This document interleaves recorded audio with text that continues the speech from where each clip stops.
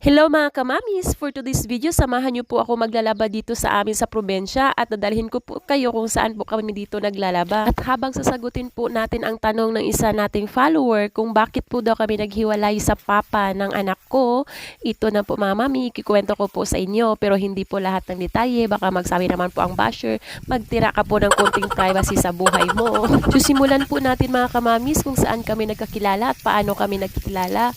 Una, nagtatrabaho po ako sa city sa isang mall at doon po kami nagkakilala and yun po ay mga way back ilang taon na po yun na nangyari. Tapos I think 20 years old pa po yung edad ko kasi and 28 na po ako ngayon. So alam niyo na mga mami, maaga po akong pumasok sa pag-ibig. So sana sa teens na nanonood sa vlogs ko na makukunan niyo to ng leksyon na tapusin muna natin yung pag-aaral natin, lalo na pag meron tayong parents na nag-support sa pag-aaral natin kasi para lang po yun sa future natin. And sa akin po, hindi ko naman po pinagsisihan yung relationship ko sa ex ko dahil